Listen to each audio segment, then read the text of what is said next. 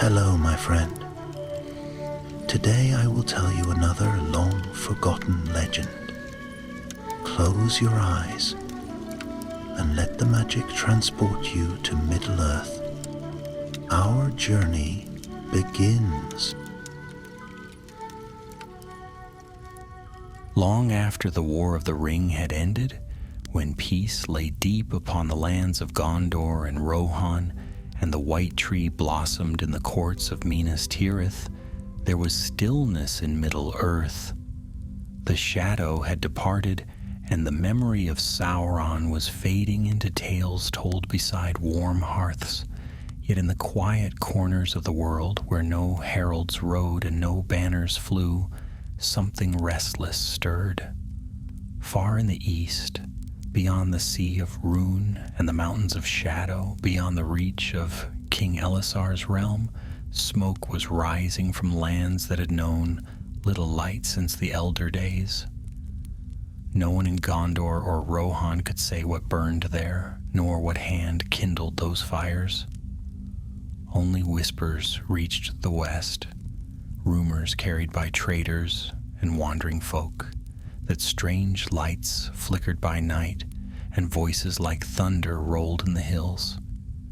It was in those days that Gandalf the White, who had sailed long ago with Frodo and the ring-bearers into the west, stood upon the shores of the undying lands and looked back toward Middle-earth.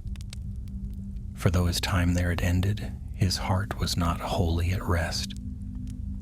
There was a glimmer of unease in him, like a candle trembling in a wind that should not be. Often he would walk alone beneath the silver boughs of Eldamar, where the waves whispered softly upon white sands. One evening, as the sun sank beyond the sea and the light turned to amber, a small shape appeared beside him, soft-footed, curious and smiling as only hobbits can. "Still looking east, are you?" said Bilbo Baggins, whose eyes, though lined with age, still sparkled with mirth. Gandalf smiled faintly. "Old habits die slowly, my friend. There is something stirring there. I cannot yet name it, but I feel it even here." Bilbo chuckled. "Always a bit of trouble left in the corners, I'd wager. But isn't that for kings and captains now? You've done your share of saving the world." "Perhaps," said Gandalf quietly, "and yet the world is not a book that ends when the last page is turned. Even now new words are being written, some in ink, others in fire." As he spoke, a cool wind brushed from the east, and Gandalf lifted his staff, feeling the faintest warmth upon its tip. His eyes narrowed. There was power stirring, old and perilous. That night he did not rest. Long he stood upon the hill above the harbor, gazing across the dark waters. The stars wheeled slowly overhead, and at last he turned to the west, toward the blessed realm. But his heart yearned east, toward the mortal lands that had been his charge. Then upon the following day a messenger came. He was tall and fair, robed in white, his eyes deep as the sea, and light seemed to gather around him. It was Alatar, the last of the two blue wizards, Eastery, who had journeyed east long ago and never returned. "Olorin," Alatar said, calling Gandalf by his true name, the name he had borne before ever he walked among elves or men. "The peace of the West is not yet for you. Shadows move again in the lands beyond Rune. I have fought them alone for long years, but now a fire rises that no hand can quench save yours." Gandalf's brow furrowed. "I thought the dark fire was ended with Sauron." "So did we all," Alatar replied gravely. "But this is no remnant of his making. It is older, deeper, a remnant of the ancient flame that burned before Arda was shaped. A mortal has found its echo, a man who calls himself Malrune the Ashen." At the name, Gandalf's face grew stern. a Fire Lord among the Easterlings? Aye, said Alatar. He claims descent from those who once served Morgoth. His followers believe he will bring back the power of the Valeraukar, the Balrogs of old. There was silence between them, save for the sound of the sea. At last Gandalf said, "Then my road turns east once more." "You cannot," said Alatar softly. "You are bound now to the west." "I am bound by duty, not chains," Gandalf answered. "If Middle-earth yet calls, I must answer." And so, beneath the starlit sky of Valinor, the gray pilgrim made ready one final journey. None in the west saw him depart. No ship carried him, no wind filled his sails. But on a night of falling stars, a single light crossed the waters eastward, swift and silent as a spark borne upon the wind. When dawn came again to Middle-earth, a fisherman standing upon the shores of Belfalas beheld an old man washed upon the sand. His cloak was gray, his staff broken, and his eyes were filled with weary fire. The fisherman fled in awe, for though the stranger seemed but a beggar, there was a light about him that no mortal flame could match. By the time word reached Minas Tirith, the man was gone. Only footprints remained upon the shore, leading eastward into the morning light. And so began the last journey of Gandalf the Grey, the final fire of Middle-earth. For many days Gandalf traveled eastward unseen by the eyes of men. His path led first through the green lands of Ithilien, where the woods had grown thick again under the care of the king's wardens. There he rested but briefly, cloaking himself in silence, for he wished no heralds nor fanfare. The world believed him gone beyond mortal shores, and so it must remain, for what he sought was not for the ears of the West. He journeyed on, crossing the Anduin by the hidden fords and treading the wild plains of Rovanion, where once the Northmen had dwelt. The land was fair and broad, though scarred still by the memory of war. Here and there stood the remnants of camps and barrows, and the wind carried a faint echo of the horns that had sounded in ages past. Gandalf pressed on, leaning upon a staff newly cut from the birches of Ithilien. Beyond the river running, he came at last to the edges of the Easterling realms, a harsh and broken country, where the air was heavy with dust and smoke. The people there were wary, hardened by years of strife. They dwelt in scattered tribes, each bound to its chieftain by blood and fear. From them Gandalf learned fragments of troubling news. A fire priest who had united the warlike clans of the East. A man robed in ash who spoke with the voice of thunder and called down lightning from clear skies. His name was whispered as Malrune, and many had begun to worship him as a living flame. One night Gandalf entered a desolate village, seeking rest and tidings. The huts were low and made of blackened clay, the air thick with smoke from smoldering pits. Children stared at him from the shadows. The elders turned their faces away. Yet one voice spoke out, a woman's, calm but sharp as steel.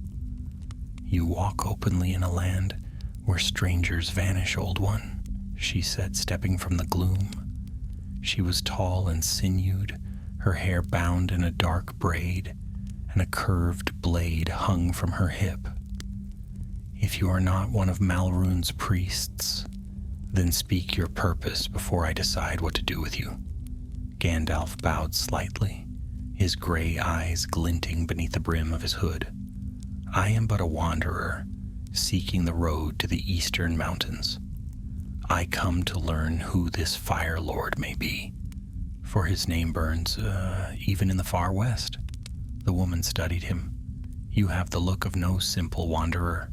The men of the West do not walk alone into the Shadowlands unless they have reason or death behind them. Perhaps both, Gandalf said softly. And you? You do not seem one of his followers? I am called Siraki, she replied, straightening proudly. Once I was captain of the Burning Spears, before Malrun's priests took my brother for their sacrifices. I turned against them that night, and since then I have hunted their fires. If you ride against him, I will guide you, for gold, or for vengeance. Gandalf inclined his head. Vengeance may not serve us, but courage will. I accept your company. Thus began an unlikely companionship. The wandering wizard and the outcast warrior. Together they rode east through scorched valleys and the ruins of forgotten cities, where blackened statues stared with hollow eyes. At times they passed columns of soldiers bearing Malrun's crimson banners, men with faces painted in ash, their voices chanting hymns to the flame reborn. One evening, as they camped beside a narrow stream, Siraki spoke in a low voice. He was once a man of flesh and bone, a scholar from the western borders, so the tales say, who sought the secret fire that made the world. But something answered him from the deep earth, and his soul was burned away. Now his eyes are coals, and his breath is smoke. Gandalf gazed into the flames of their small fire. The secret fire belongs to Eru alone. To grasp it in pride is to fall into darkness. He has touched what no mortal should. As the night deepened, they were joined by a third traveler, a thin, barefoot boy who crept into their camp seeking food. Siraki's hand flew to her blade, but Gandalf raised his hand. Peace, child, come, eat. What brings you here? The boy hesitated, glancing at the wizard's staff.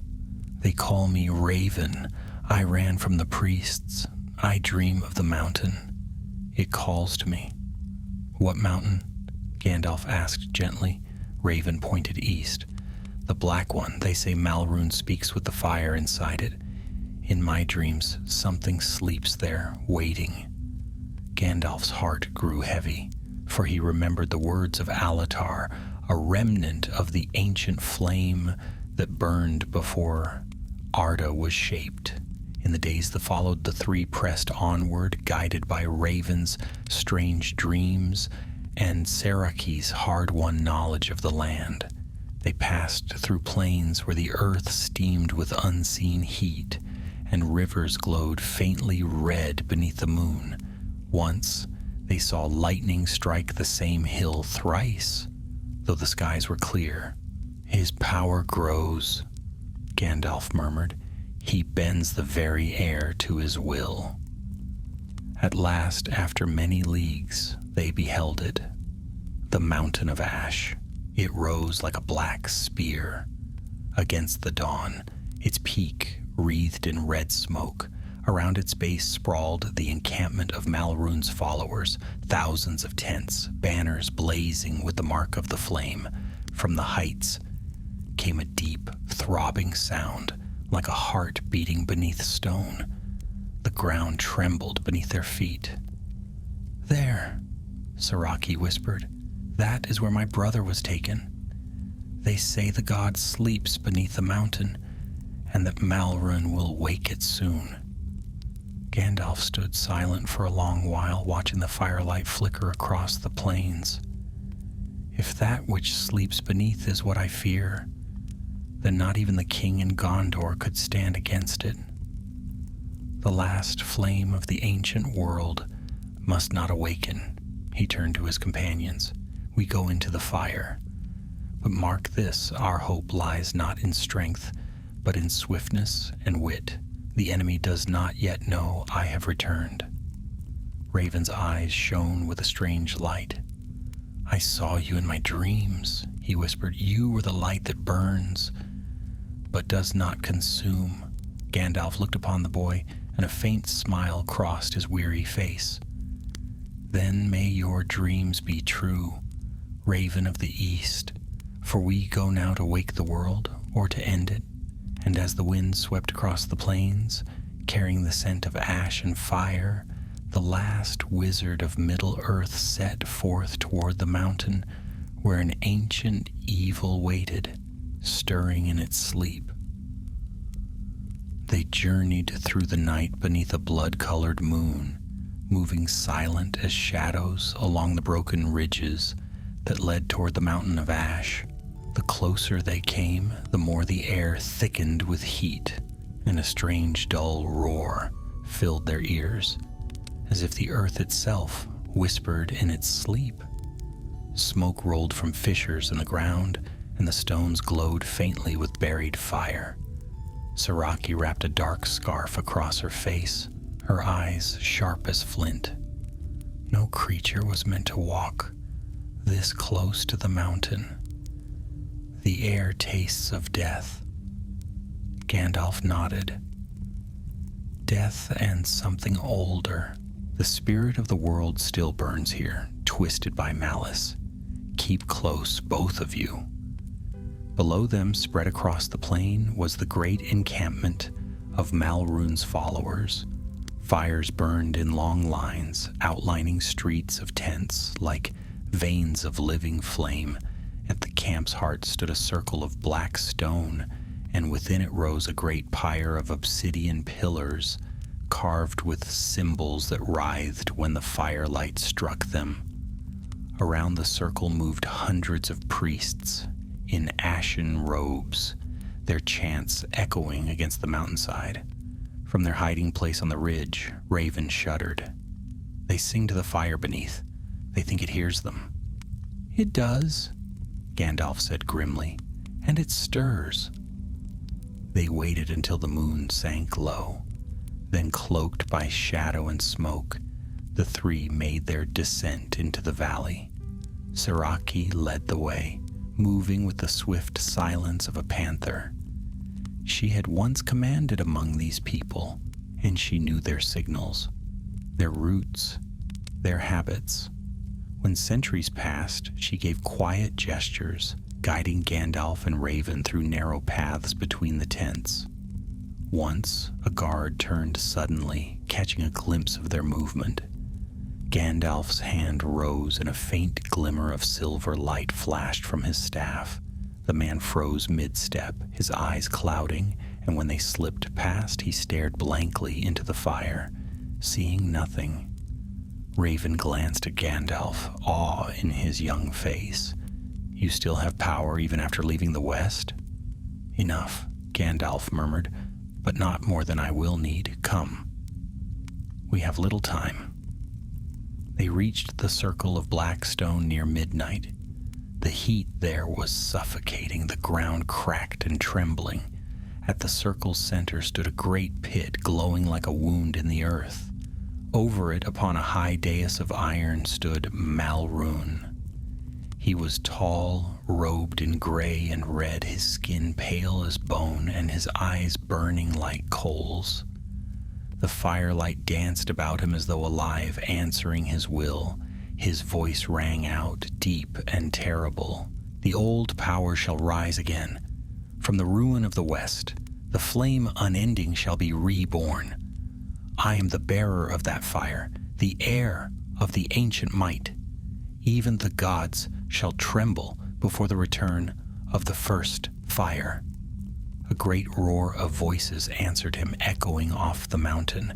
The ground shuddered, and a blast of heat swept across the plain. The very air seemed to ripple. Gandalf's heart clenched. He felt it then, the presence of a vast will below the earth, chained but straining, hungry for release.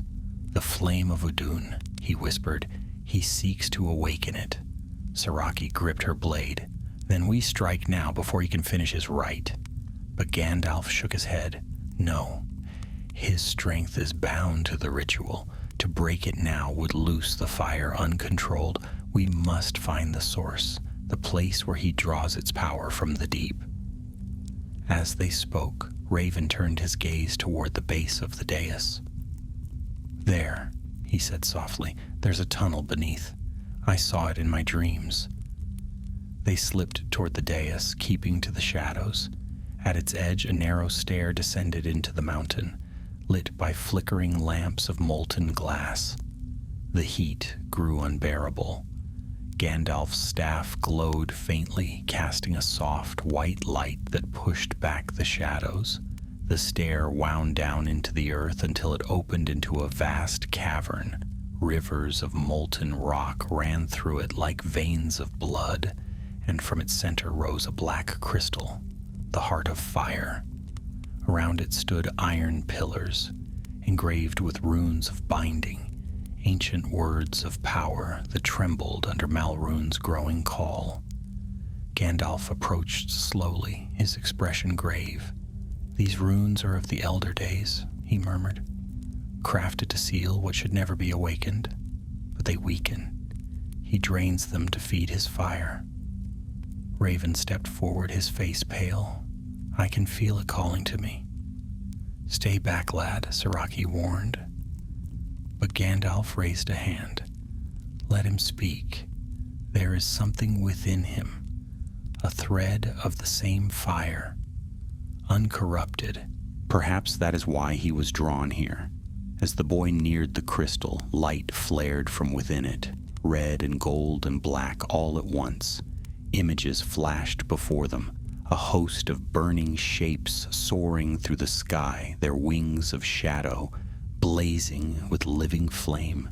The Balrogs of Morgoth, terrible and glorious, roaring in forgotten wars. Then came darkness, and from it the shape of a single dying fire sinking deep into the earth. Gandalf drew back. So that is what sleeps below. The last of Morgoth's fire spirits, broken but unquenched. Malrún would give it form again through his own body. A sudden crash echoed from above. The chants had ceased. A voice rang down the stair, Malrún's, harsh and cold. "Intruders in the sanctum, bring them to me." "Run!" Saraki cried. They turned toward the passage, but the floor split with a thunderous crack. From the fissure poured fire, and in its glow rose Malrún himself, his eyes blazing. His robes whipped an unseen wind, and the runes upon the iron pillars flared red. "So," he said, his voice echoing like a forge, "the Grey One returns from the west.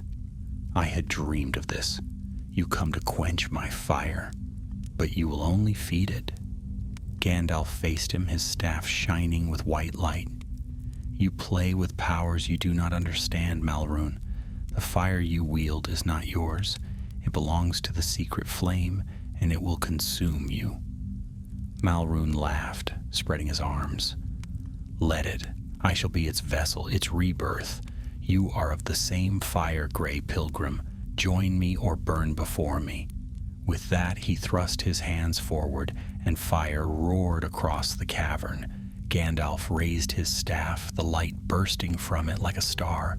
Flame met flame, red against white, and the shock drove Saraki and Raven to their knees. The cavern shook, stones falling from the ceiling. Molten rivers surged higher. The heart of fire pulsed like a living heart, sending waves of heat through the ground.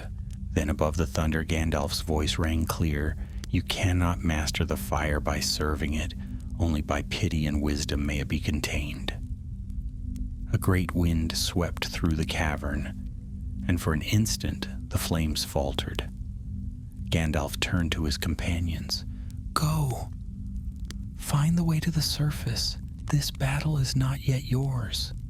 Saraki seized Raven's arm, dragging him toward the stair even as the air blazed around them. The boy looked back, eyes wide. "He'll die." "He knows it," Saraki said through gritted teeth. "But if he fails, we all will."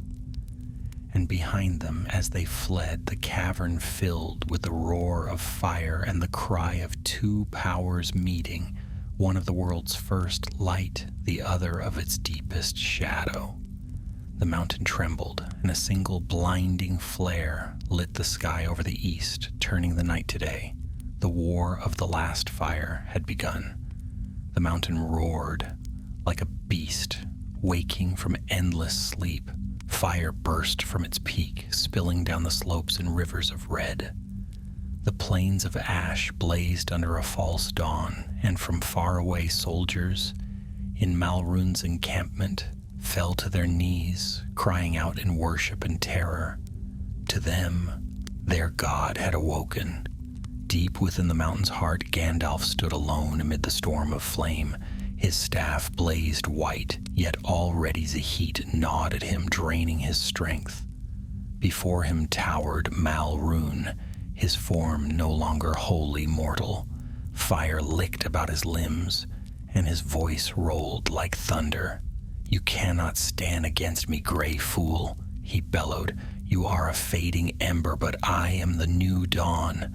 Through me the first fire rises again, and the age of men shall burn away like straw."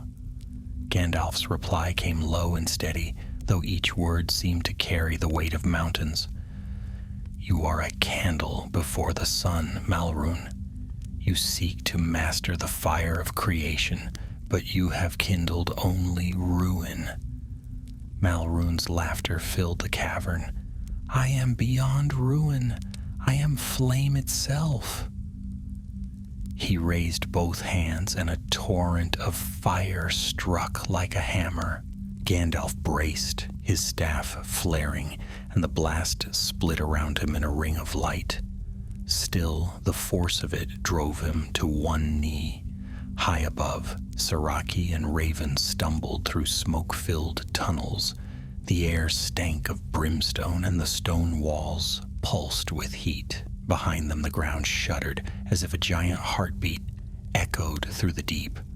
"Come on!" Saraki shouted, dragging the boy upward. "He bought us time. Don't waste it." But Raven halted, clutching his chest. "I can feel it calling again," he gasped. "The fire, it wants me. It says my blood is its key." Saraki seized him by the shoulders. "You'll not listen to that voice. It will devour you." The boy looked up, his eyes filled with light that was not his own. "No, it's not all evil. It's crying. It's in pain." Saraki stared at him in horror, but before she could speak, the tunnel behind them cracked open with a blast of molten stone. A wave of fire hurled them forward, and they fell hard upon a narrow ledge, overlooking the main cavern once more. Below, they saw the battle of the wizards in its full fury. Gandalf's white flame and Malrun's crimson fire coiled and struck like living serpents, lighting the vast hollow with shifting storms of light. The air sang with a clash of ancient power. Raven rose slowly, his face pale but determined. "He can't win alone."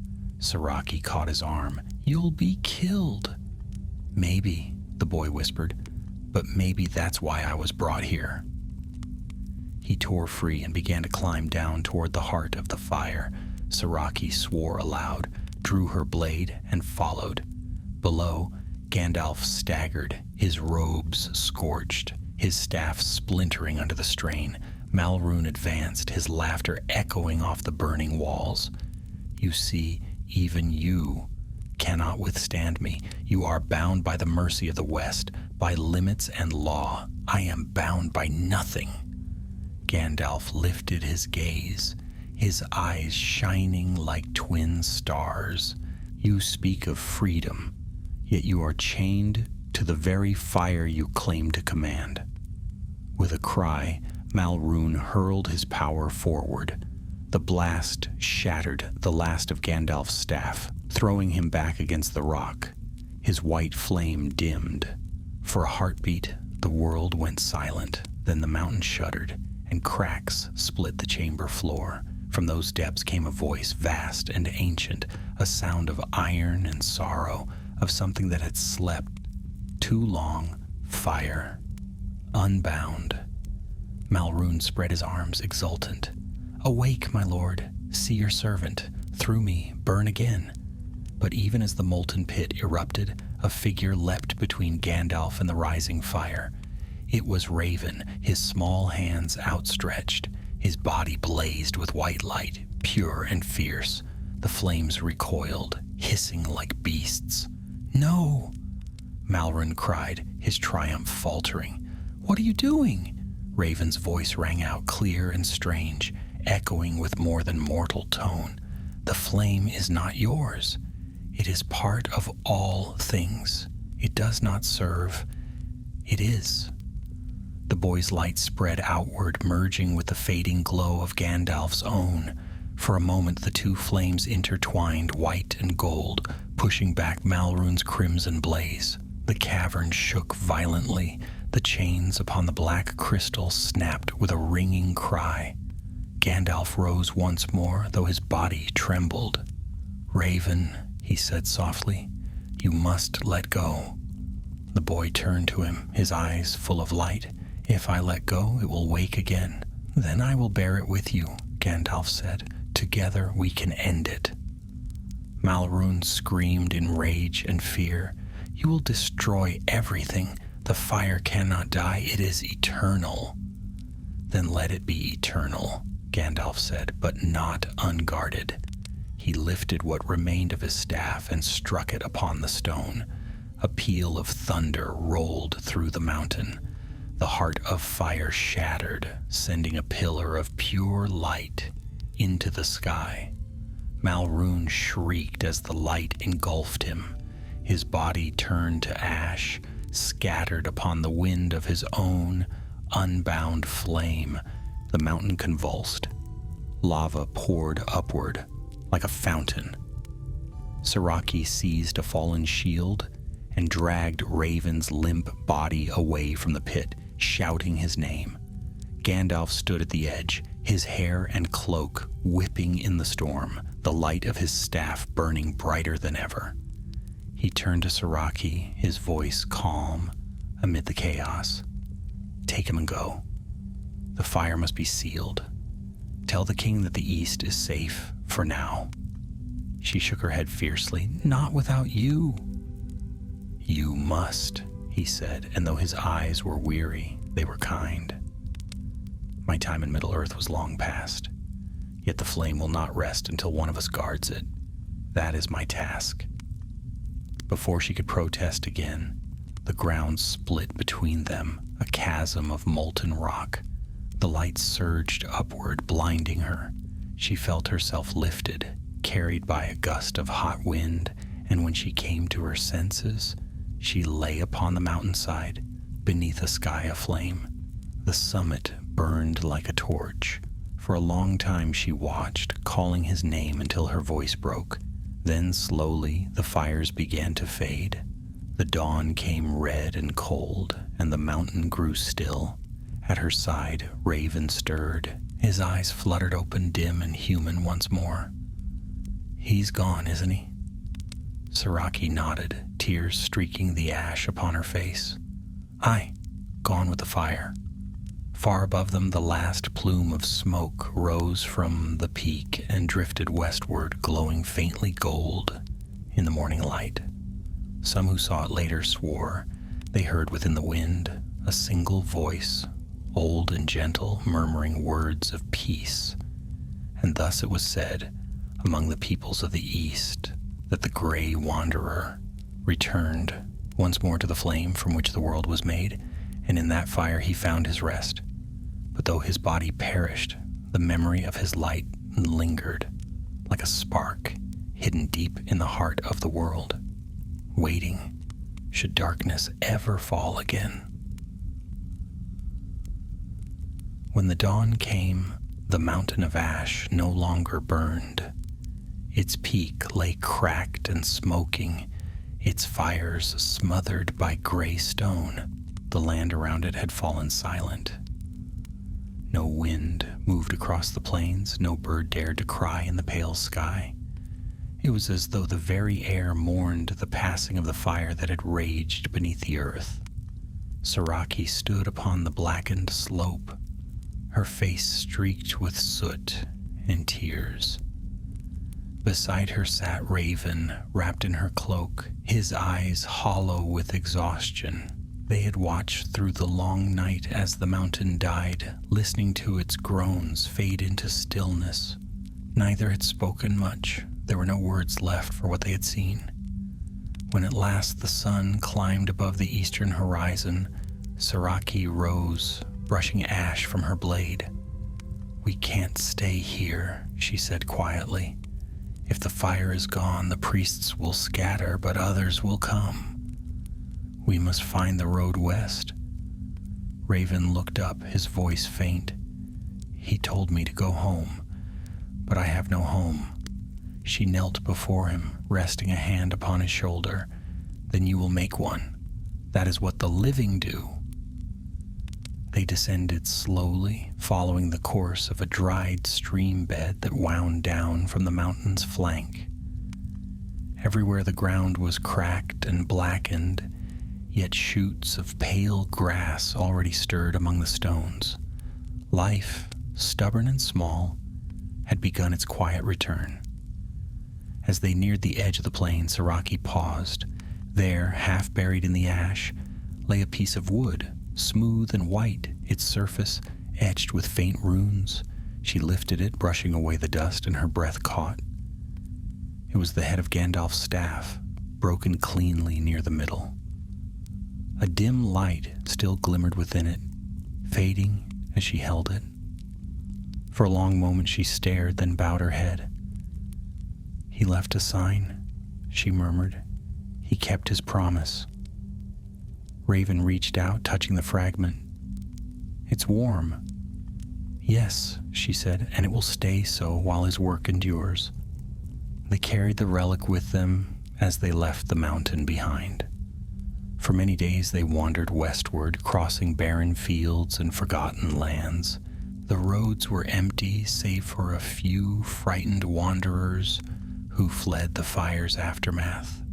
Some spoke of seeing a white light above the peaks, others of hearing a voice in the wind. None knew the truth of what had passed, and Saraki did not tell them. At last they came upon a small settlement by the shores of the Sea of Rune. The people there were fisher folk, poor but kind. They took in the strangers, giving them food and rest. For the first time in many weeks, Raven slept without dreams.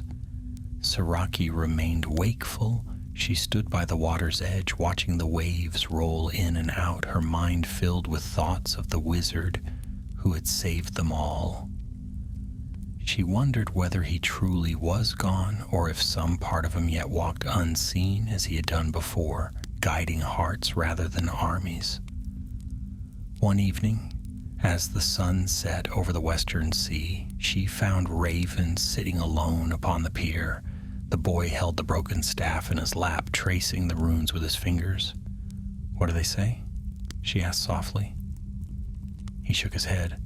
"I don't know all the words, but one of them means hope, and another means fire." Saraki smiled faintly. Hope and fire. Fitting for him. The boy looked up at her. "Do you think he'll come back?" She gazed toward the horizon where the sky glowed red with the dying sun. "No," she said at last. "I think he's where he was always meant to be, but perhaps his light will return in other ways." In the days that followed, word of their deeds spread quietly among the borderlands. Travelers brought tidings to Gondor, though few believed them at first. A tale of a fire lord destroyed, of a boy who dreamed of flame, and a woman who had walked into the mountain and lived. Yet when the story reached Minas Tirith, King Elisar listened in silence. In the high chamber of the White Tower, the king stood before the great window, holding the letter that had been found among Gandalf's old writings. It was sealed with a faint mark, the rune of fire. Beside him stood Legolas of the woodland realm and Gimli, son of Glóin, who had returned from their own journeys in the east. Aragorn broke the seal and read aloud. If the fire should stir once more, let none seek to master it, for it was not made to be ruled, but to burn where it will, a spark of the Maker's own hand. Yet even fire may be turned toward good if one holds it with humility and courage. I go now to guard what remains until the world has no need of my watch. Do not grieve for me, my friends. I am content.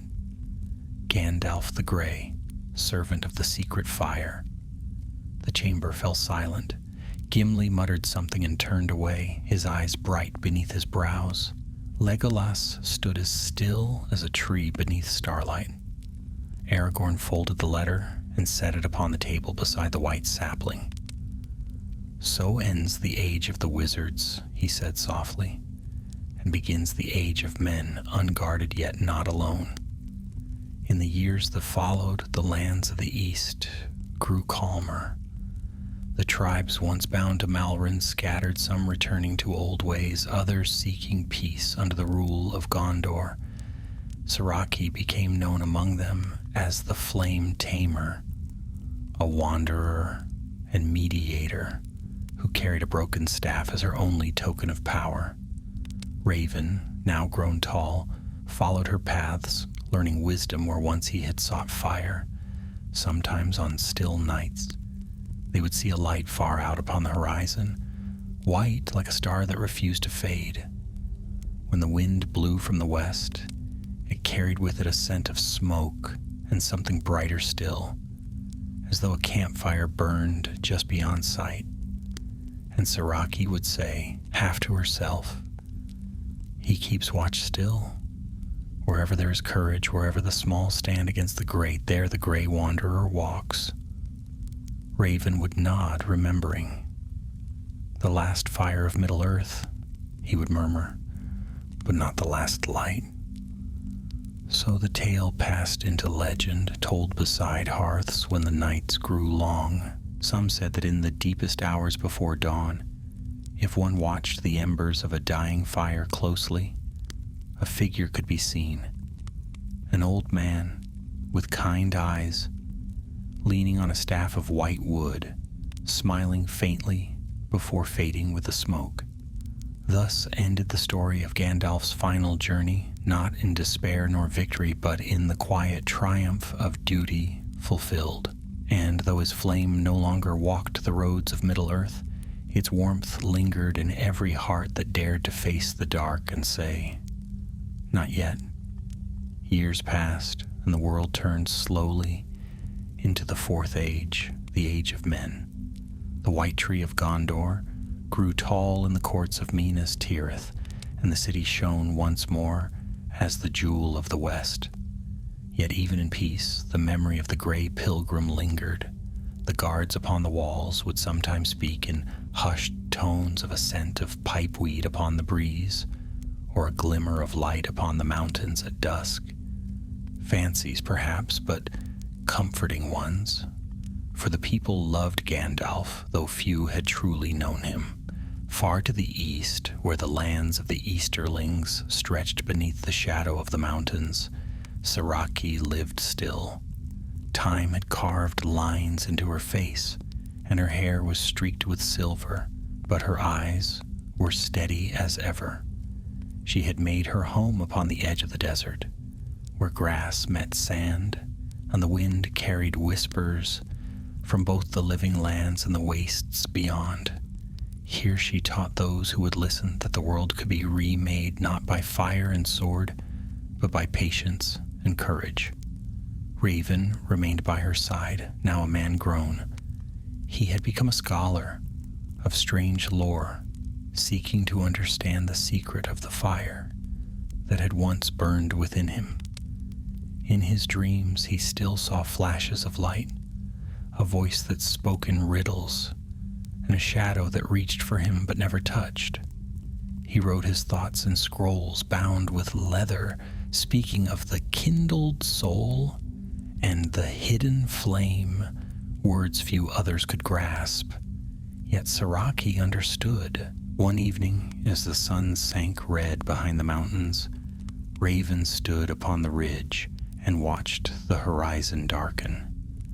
The wind smelled of rain and dust, and the air shimmered faintly as if something unseen stirred within it. "Storms from the west," he murmured.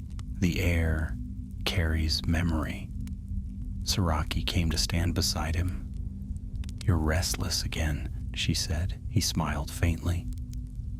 "I keep wondering why we were spared. Why did he choose us out of all the thousands who lived and died in that fire?" "Because you listened," she said simply, "and because someone must remember. That was always his way." The rain came that night, sweeping across the plains in silver sheets. The storm brought with it travelers seeking shelter. A small caravan of traders from Dale, led by a man who wore the emblem of the white tree upon his cloak. He bowed low before Saraki when he learned her name. "Lady Saraki," he said, "the King of Gondor sends greetings and his thanks. Word of your deeds has reached even the halls of Minas Tirith. He asks that you come west to counsel with his court. There are new signs, fires in the far south, where none have burned for many years." Saraki frowned. "The fire again?" "We cannot say," the man replied. "But the king remembers the last flame that rose in the east, and he trusts your wisdom." When the dawn came, Saraki and Raven set out with the caravan.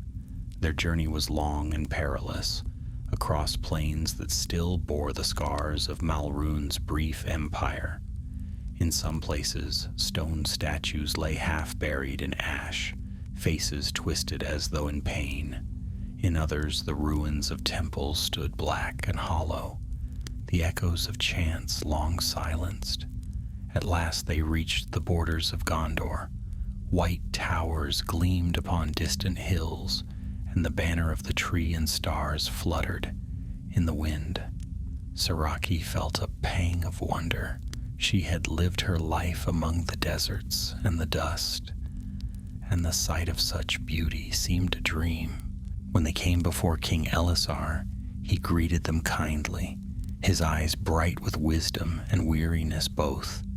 He looked older than the tales had said, yet there was strength still in his bearing.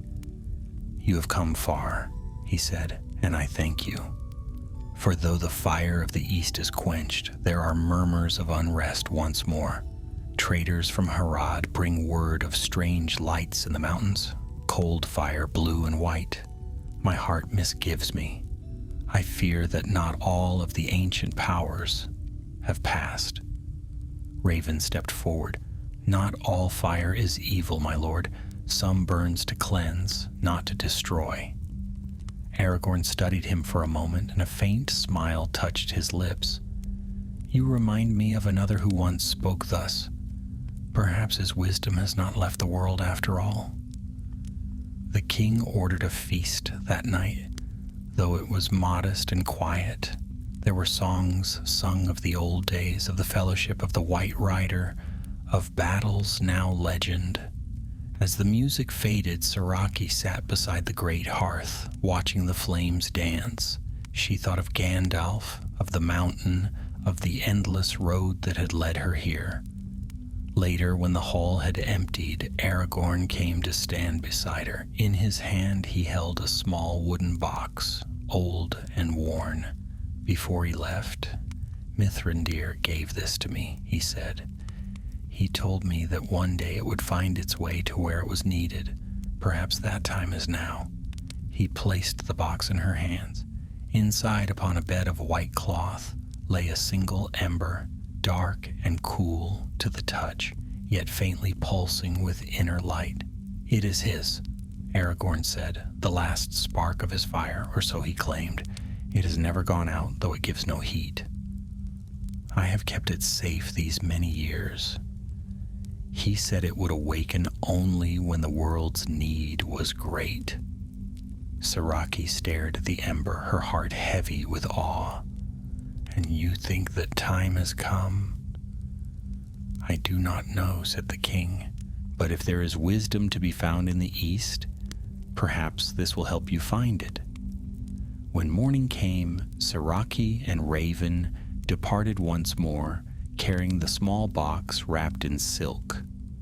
Their road led south through lands where the air shimmered with heat and the rivers ran red from ironstone.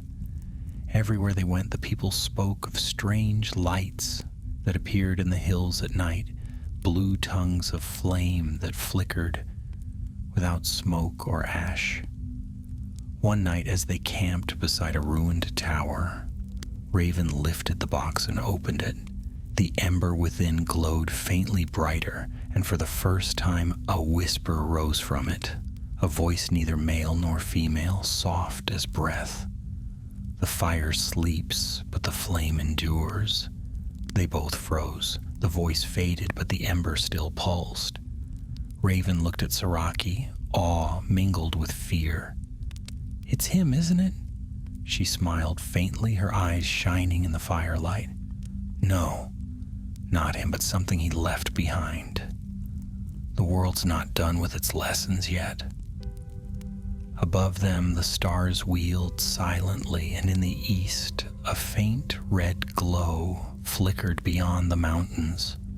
The road lay long before them once more, but as they set out, the ember in its box burned a little brighter, as though a gentle hand unseen guided their steps.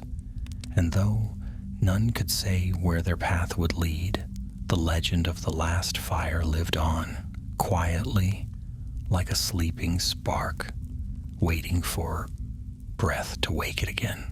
The southern lands of Middle-earth stretched vast and strange before them, filled with deserts of red stone, forests that whispered with unseen life, and ruins older than any memory of men.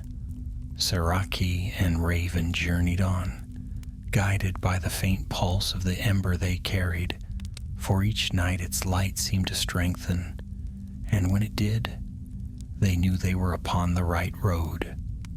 The air grew warmer the farther they went, and in the evening the horizon would shimmer with distant fire.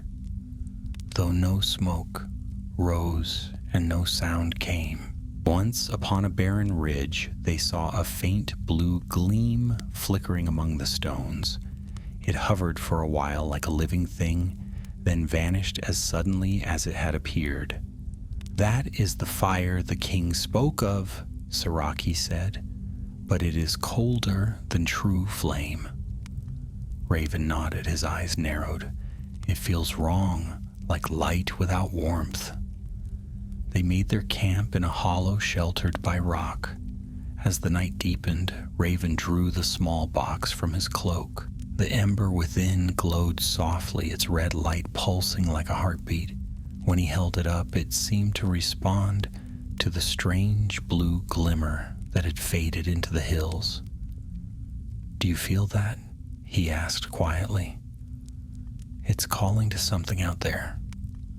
Siraki stirred the fire, watching the sparks fly. "Then we'll find what answers." The next day they came upon a narrow valley. It was unlike any land they had seen before. Lush, yet shadowed, the air filled with a faint hum. Ancient trees grew close together, their roots coiling through ruins of stone. Carvings of serpents and suns marked fallen pillars half buried in moss. The place felt forgotten, and yet it lived. At the valley's heart stood a great archway, wrought of black marble veined with silver. Across its span ran words in an old tongue, faint and broken. Raven knelt, brushing the moss away. "It's the speech of the first men of the Southlands," he said. "But these markings, they're older still." Siraki looked around, uneasy. "There's power here. Can you feel it? Like a breath waiting to be drawn." Before Raven could answer, the ember within its box flared bright. The air grew still. Then from beyond the arch came a sound, a soft, rhythmic whispering, as of a great flame breathing. They stepped cautiously beneath the arch and entered a courtyard of pale stone. At its center rose a pool filled with dark water. Mist hung over it, glowing faintly with inner light. Around the pool stood statues, tall and hooded, each holding a vessel shaped like a lamp. Some were shattered, others whole, but all were turned toward the pool, as if in endless watch. "This place was sacred once," Raven said. "A temple, perhaps, to the fire before men learned to fear it." Saraki circled the pool, her hand upon her blade. "And now it's haunted." Then the mist stirred, and a voice spoke from the water, low, distant, and sorrowful. "Who bears the flame of the Grey One?" They froze. The voice echoed not in their ears, but in their minds.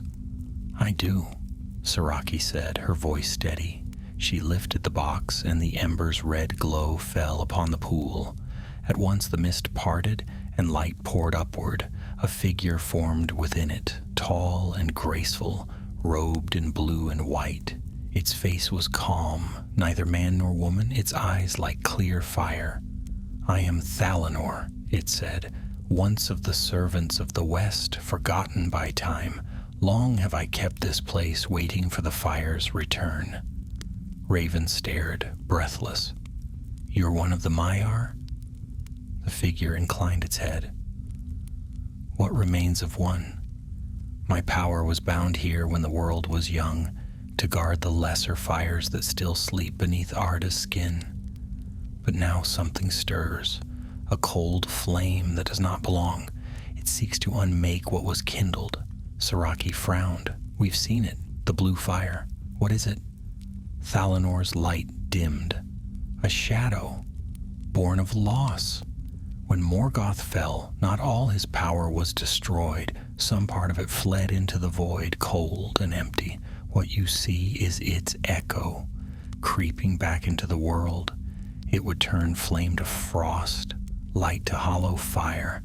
If it awakens, the warmth of the world will fade, and all hearts will grow cold." Raven clenched his fists. "Then tell us how to stop it." The figure's gaze turned to him, bright and deep. "The flame you carry is the key. It was given to the Grey One by the Valor themselves. A spark of the secret fire, set apart from the world's beginning. But it cannot be wielded by strength or pride, only by one who knows both fire and fear." Saraki looked at Raven, understanding dawning slowly. "You." He shook his head. "No, I can't control it. I barely survived last time." Thalanor's voice softened. "You are not meant to control it, only to bear it. The fire is not your servant. It is your trial. Take it to the cold lands beyond this valley, where the blue flame gathers. There the two shall meet. If your heart endures, warmth will triumph. If it falters, the world will sleep." The figure's light began to fade. "Go swiftly, child of the fire. The hour is short." The mist sank once more into the pool, and silence returned. For a long moment neither spoke. Then Saraki set her hand upon Raven's shoulder. "You heard. We go north." Raven nodded, though his face was pale. "I'll do what I can. For him. For all of us." They left the valley before dawn. As they climbed the northern slopes, the wind turned chill, and frost began to creep along the rocks. By nightfall, the sky was pale and hard, and their breath came in clouds. Saraki built a small fire, though it struggled to live in the cold air. She watched the flames dance weakly, then turned to Raven. "If the old spirit spoke true, then the fate of the world rests in your hands. Do you fear that?" He smiled faintly. "I've feared worse. I feared the fire once, and it nearly killed me. But he taught me fire is not evil. It's what we make of it. Then make it well," she said, and the two sat long into the night, watching the stars above the frozen hills. Far to the north, unseen beyond the horizon, a blue glow rose once more, cold and sharp, spreading across the clouds like veins of ice, And between the two fires, the red and the blue, the wind carried a whisper, soft as an echo from the distant west. The flame endures until the last shadow falls. North they went, through lands where few men had walked since the elder days. The hills gave way to hard, barren plains, and the plains to jagged cliffs glazed with frost. The further they climbed, the colder the air became, and the stars grew sharp above them, shining like shards of glass. In the endless dark, the sun itself seemed pale, its warmth thin and far away. Raven walked ahead, the small box that held the ember cradled against his chest. At times it glowed with a steady pulse, red and warm. At others it flickered and dimmed, as though some unseen hand smothered its light. Saraki followed close behind, her cloak heavy with frost, her eyes watchful. She said little, for her breath steamed in the air and froze upon her lips. On the third night, they came to the edge of a frozen lake. Its surface stretched wide beneath the moon, smooth as polished steel. Strange pillars of ice rose from its center, tall, twisting spires that caught the moonlight and reflected it in cold hues of blue. The air there hummed faintly, and even the wind seemed afraid to cross the water. "This is the place," Raven murmured. "The cold fire gathers here." Saraki's gaze swept the frozen shore. "A fitting tomb for those who come unprepared." He smiled faintly. "Then let's not die unprepared." They built no camp that night. Instead, they sat together at the edge of the lake, the embers glow, their only warmth. The silence pressed heavy around them. Far off, they could hear faint cracks as the ice shifted like something moving beneath the surface. "I used to dream of fire," Raven said suddenly, "of light that never went out, no matter the darkness. Now I dream of this place, cold, endless, empty. Do you think they're the same dream, turned inside out?" Saraki studied him. "Fire and ice are both the same thing in the end. They test what we are made of. But fire gives, ice takes. You must decide which you are." He nodded, though his eyes were distant. "If I fail..." "You won't," she said. "You have the strength he saw in you. And if you do fail, I will finish what you began." That night she slept lightly, her hand upon her sword. Raven did not sleep at all. He sat gazing into the ember, watching its glow reflect in his eyes.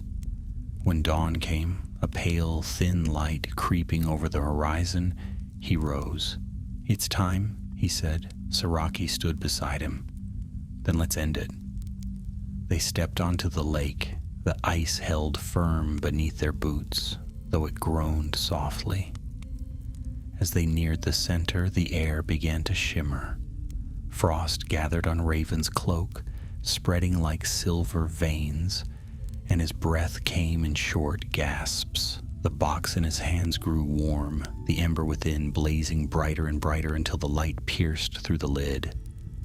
Then the lake cracked. A line split the ice from end to end, and blue fire leapt from it. Cold, soundless, beautiful, and terrible. It spread in rings, spiraling outward, and from its heart rose a shadow. It was tall, shapeless, yet somehow vast, a being made of cold light, its edges dissolving into mist. Raven staggered back. "What is it?" Saraki's eyes hardened. "The frost-born flame, the echo Thalanor warned us of." The shadow spoke, not in sound but in thought. Its voice came as a pressure upon their minds, a whisper that seemed both far and near. "You carry warmth into my domain. Why do you resist the stillness? The world has burned long enough. Let it rest." Raven's hands trembled. "The world needs light, not sleep.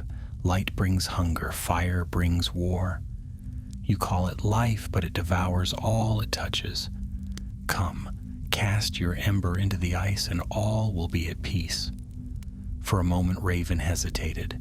The blue fire pulsed around him, soft and inviting.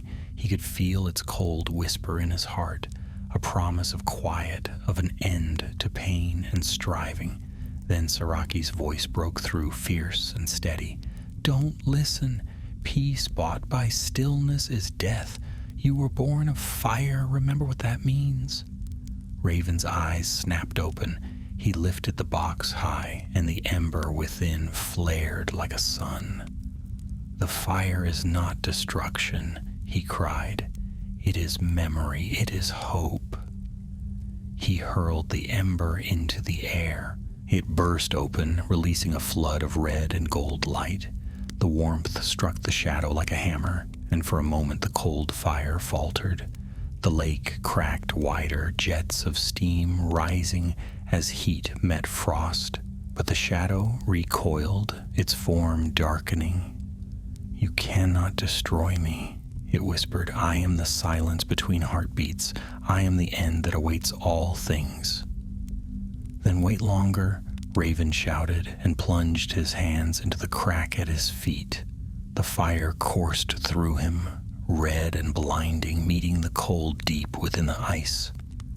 Pain tore through his body, yet he held fast, his voice rising above the storm. Saraki ran to him, shielding him as the world split with light. Fire and frost battled across the frozen lake, red and blue twisting, colliding, devouring one another. The sky burned with strange colors, and the wind screamed through the mountains. At last came a great flash, white as dawn, and then silence. When Saraki opened her eyes, she lay upon the shore. The ice had melted to water, still and black beneath the new sun. The air was warm again.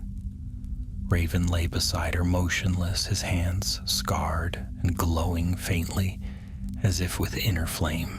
She knelt beside him, pressing her ear to his chest. For a moment there was nothing, and then, faint but steady, a heartbeat. He stirred, his eyes fluttering open. "Did we win?" She smiled, tears freezing upon her lashes. "We did. The fire lives." He looked toward the lake. Where the cold fire had burned, a single light now shone beneath the surface, soft and red like a sleeping ember. "The last of it," he whispered. "Then we guarded," she said, "as he did before us."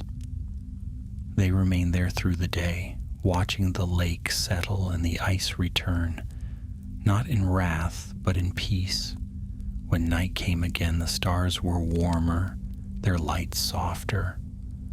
Somewhere in the distance, far beyond the mountains, thunder rolled, not of storm, but of something vast and old, stirring in contentment.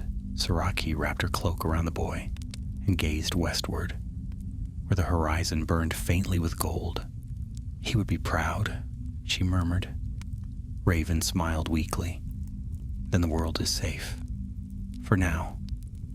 And above them, unseen, a single star flared brighter than the rest.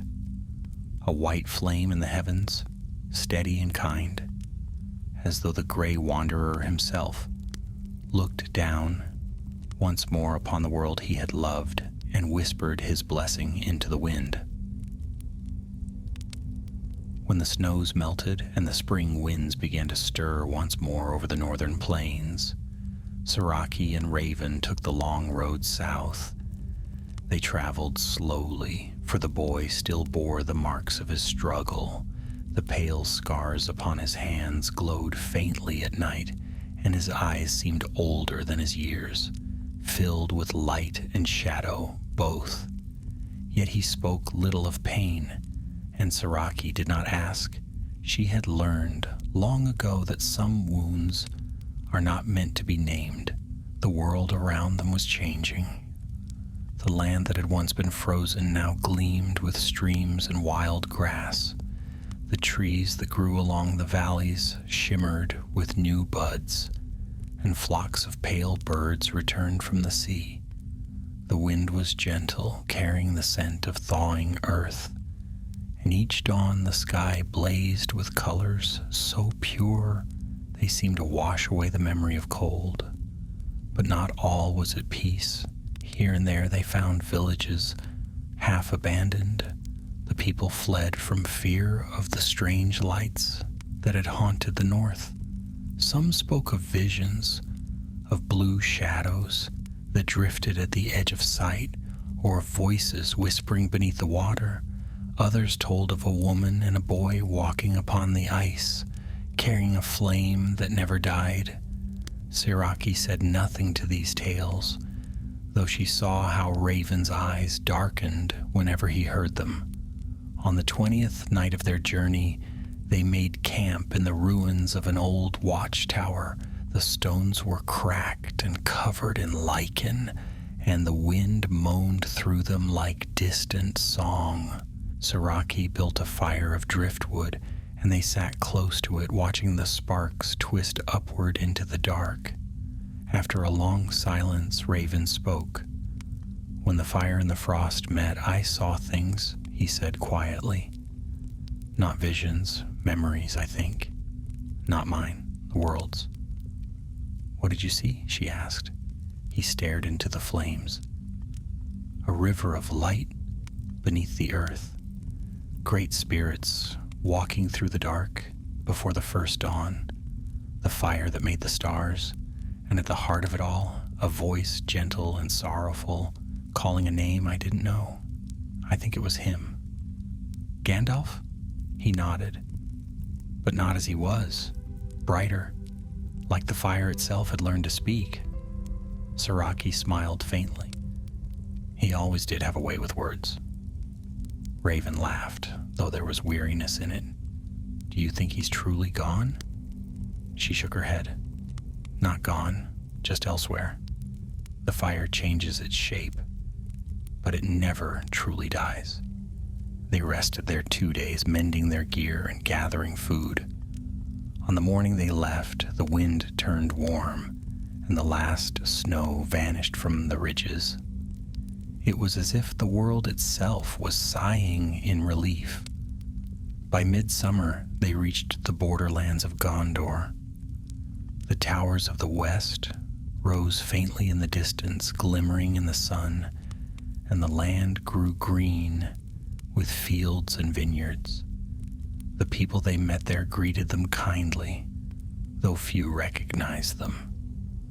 Word of their deeds had spread like rumor, half believed and half denied. Most thought the tale of the fire and frost a parable, a thing told to children at the hearth.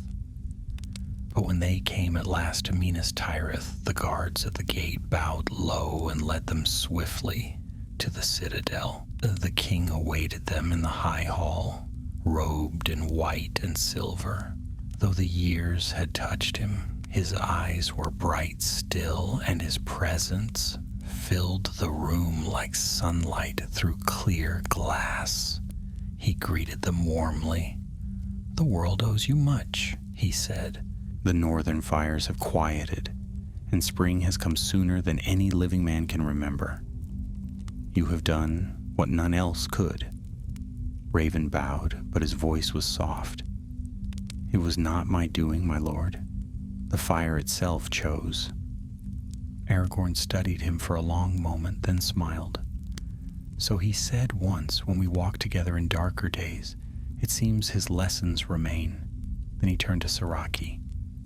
"You have served both east and west with honor. Gondor would make you its guest and Rohan its ally. Will you stay?" Siraki looked out across the white city at the sea of rooftops and banners. "I thank you, my lord, but my home is the road. The east still needs healing, and if there are still shadows there, I will walk among them until they fade." Aragorn inclined his head. "Then go with my blessing, and take this in memory of the one we both served."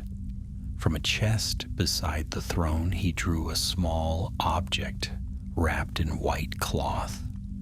When Siraki unwrapped it, she found within the broken head of Gandalf's staff, newly set in silver and polished until it shone like starlight.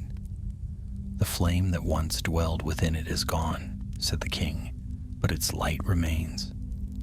It will serve as your guide in dark places."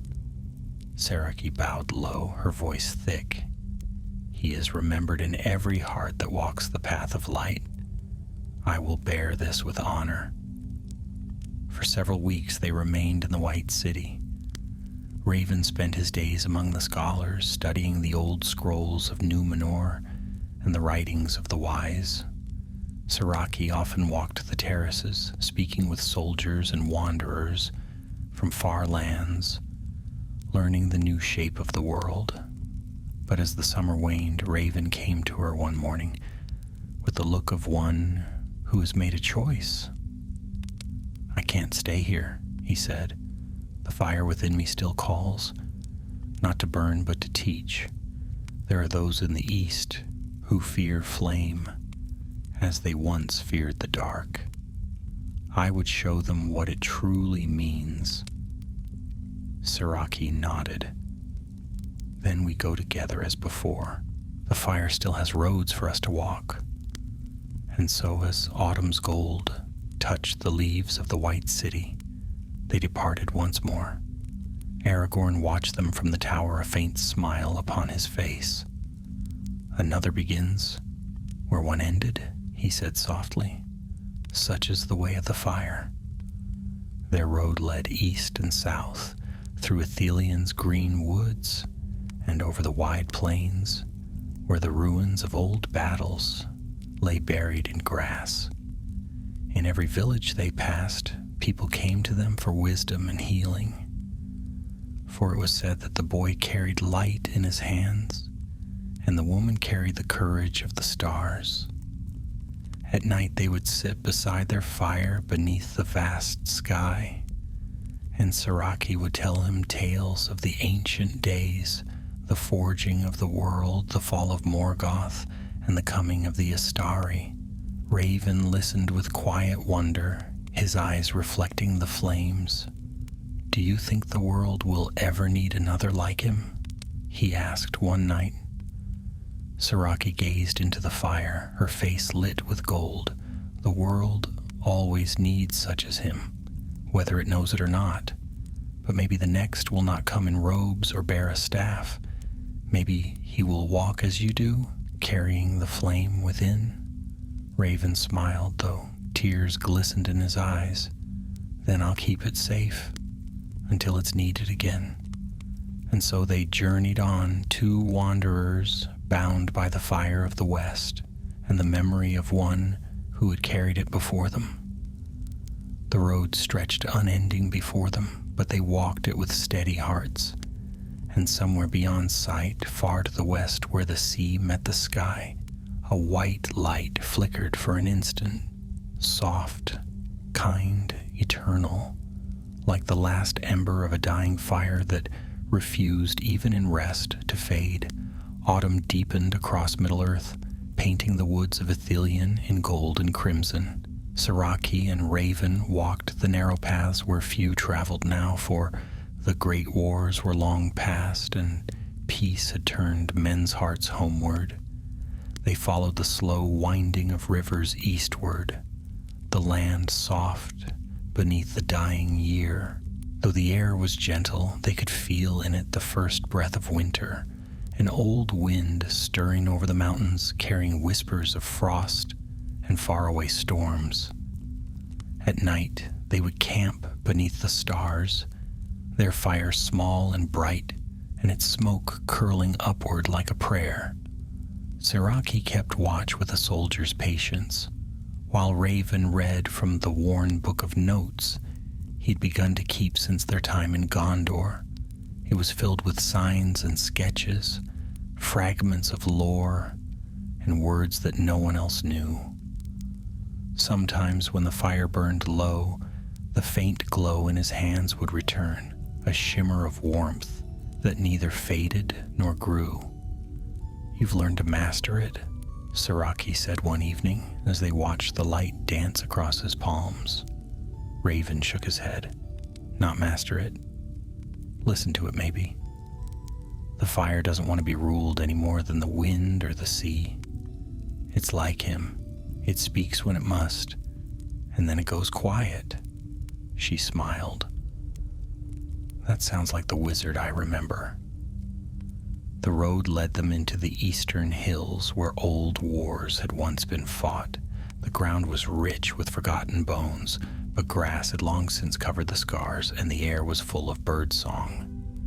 In the ruins of an ancient fortress they found carvings of winged shapes upon the stone, symbols of flame and shadow faded by centuries. Raven touched one of them with reverence. "This was a place of the old fire cults," he murmured before Malrune turned them to madness. "They thought flame was the breath of the world itself." Siraki regarded the carvings with wary eyes, and perhaps they weren't wrong. It was fire that shaped the first dawn, and fire that nearly unmade it. He turned to her. "Do you think the world will ever learn to live without needing something to fear?" She thought for a long time before answering. "Fear is a shadow that moves when the light does. Perhaps when we have no fire left to fear, we'll have nothing left to live for either."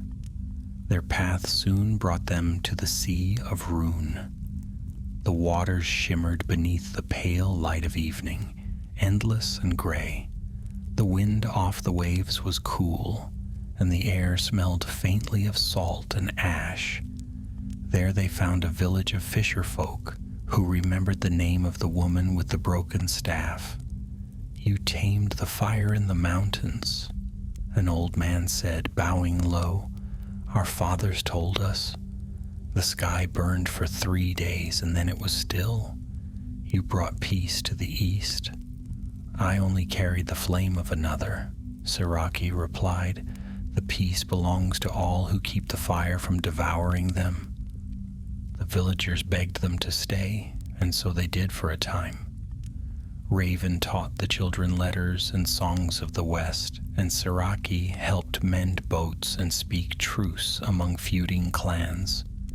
At night they sat by the shore, listening to the water lap against the stones, yet Raven's restlessness grew. Often he would walk alone beneath the stars, his gaze turning westward. One night he returned to the hut they shared, his cloak damp with sea mist, and spoke quietly. "The ember is changing." Siraki rose. "Show me." He opened the small wooden box.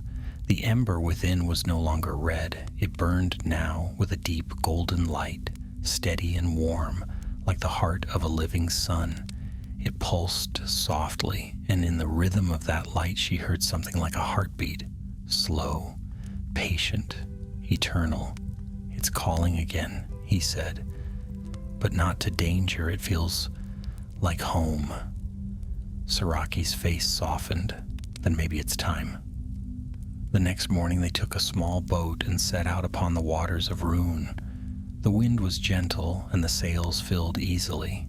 For days they drifted eastward, past empty shores and islands where the ruins of old towers stood half drowned. At night the stars burned bright above them, mirrored in the dark sea below, and the world seemed to hang between fire and reflection. On the 7th night, a mist rose over the water. Through it came a faint glow, white and gold, flickering like a distant torch. Raven steered toward it. Though no wind moved the sail, the sea grew calm as glass, and the air thickened with a strange, peaceful warmth. Then they saw it, a small isle crowned with white stones. At its heart burned a single flame, tall and pure, upon a pedestal of crystal. It gave off no smoke, yet its light touched everything with color. Raven stepped ashore, the box in his hands. "It's waiting," he whispered. Siraki followed, though her heart trembled. "Is this what the Valor left behind?" He shook his head. "Not them, him." And as he spoke, the light stirred, and a voice, soft and ageless, rose from the fire. "Child of the East," it said, "and guardian of the path, you have walked far. The flame you carry was not given to burn the world, but to kindle its memory. What you have done will not be forgotten."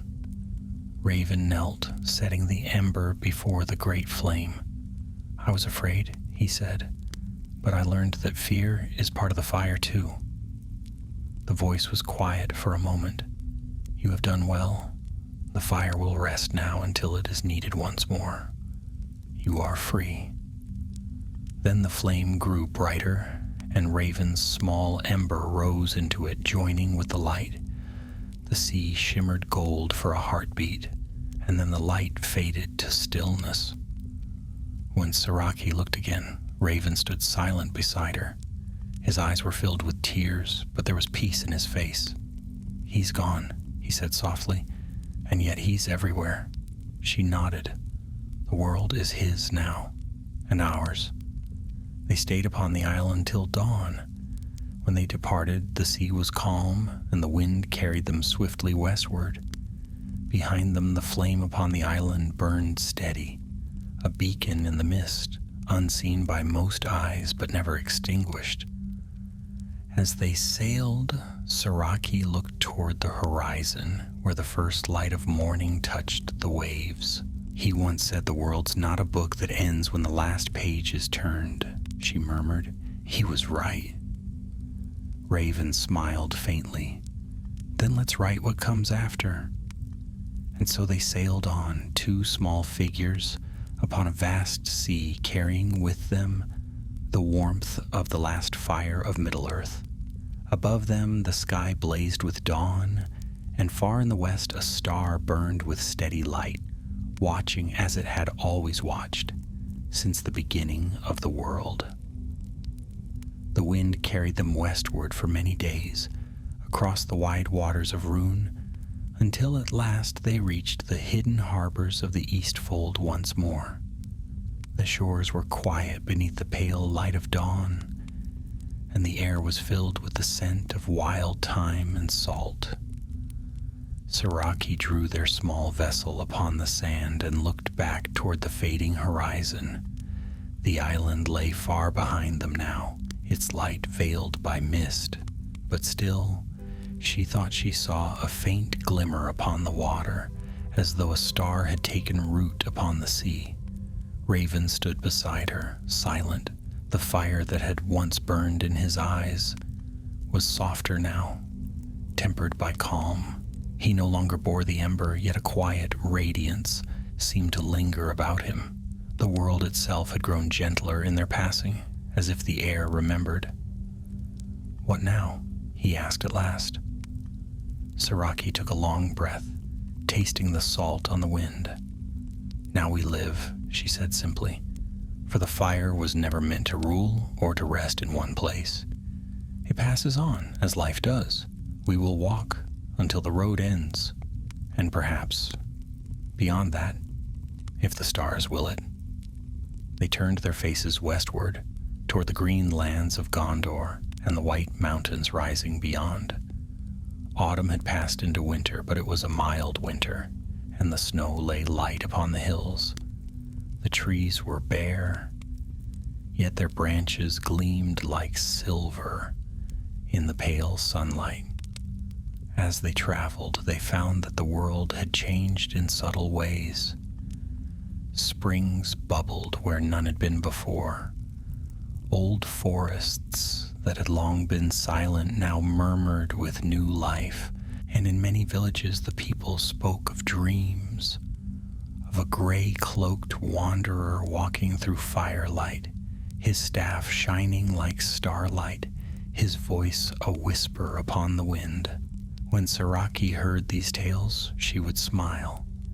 "He still walks the borders of the world," she said, "not to rule it, but to guard it, as he always did."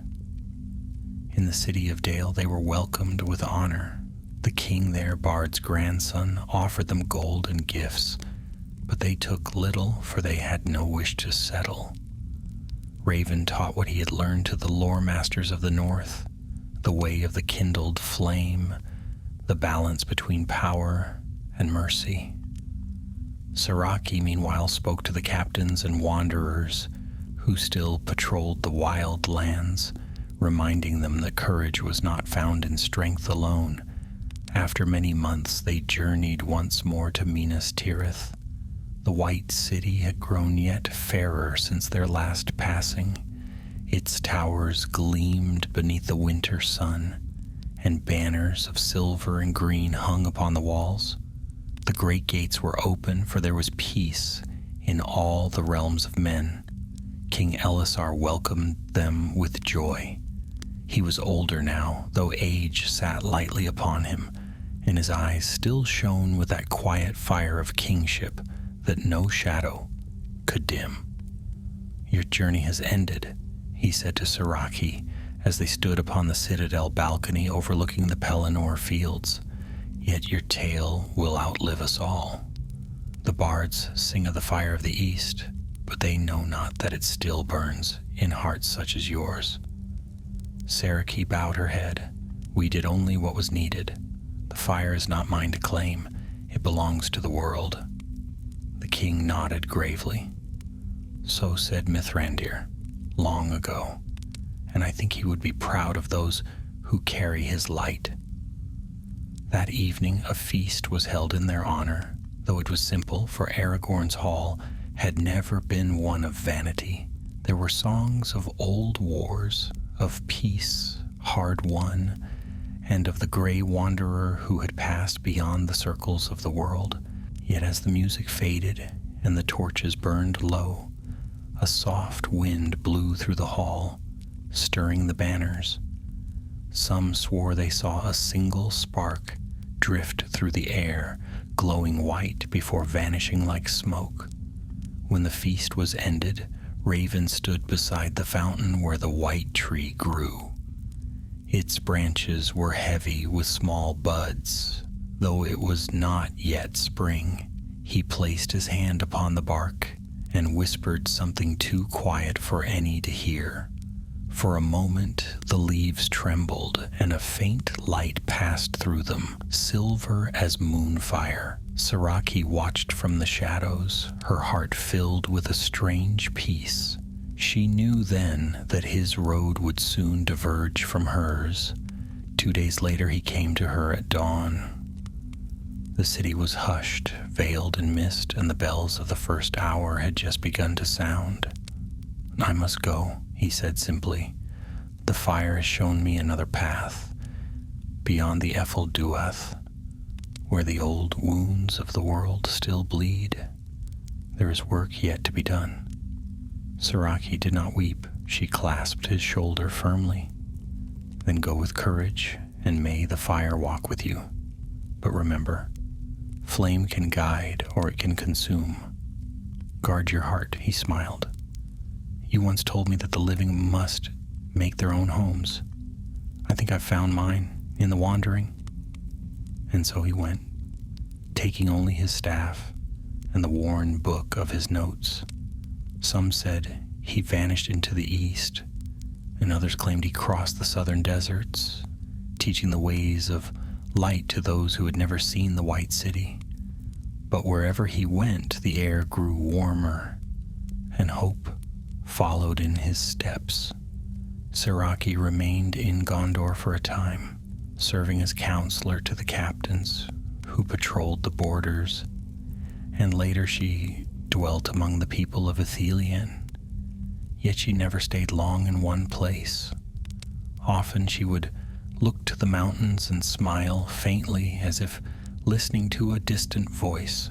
Many years later, when King Elisar had passed beyond the world and the Fourth Age waned into twilight, travelers in the east spoke of a tall woman walking the wild roads, her cloak gray as rain and a silver staff in her hand. In her eyes there was the light of old wisdom and quiet fire, and though she bore no name, the people called her the Lady of the Last Flame. They said she never aged, and that wherever she went, the land healed a little. Streams began to flow where drought had lingered, and even the shadows seemed to retreat before her passing. And in the farthest reaches of the world, beyond the deserts and mountains, there were whispers of another figure, young no longer, but ageless in spirit, a man who carried warmth in his hands and whose voice could calm storms. When the two met at last, no tale tells, for their paths passed out of the sight of mortal lore, but it is said that on the clearest nights, when the wind is still and the stars burn bright, one may see a faint light upon the eastern horizon, neither dawn nor sunset. It glows red and gold, then fades to white, as if some great flame far away has turned to peace. And in that moment the world seems to breathe, and those who watch feel a warmth within them, gentle, steadfast, unending. Thus ends the tale of Gandalf's last fire and of those who bore its light. The flame did not die, for it was never meant to die. It passed from hand to hand, from age to age, kindling courage in dark times and whispering of hope in the hearts of men. And though the wizard was gone, beyond the sea, his voice lingered still, in the crackle of every hearth, in the spark of every forge, and in the quiet courage of those who choose the light though the night is deep. For the fire of the gray wanderer endures, bright as the first dawn, and patient as the last star. And it shall burn so long as Middle Earth remembers its own heart.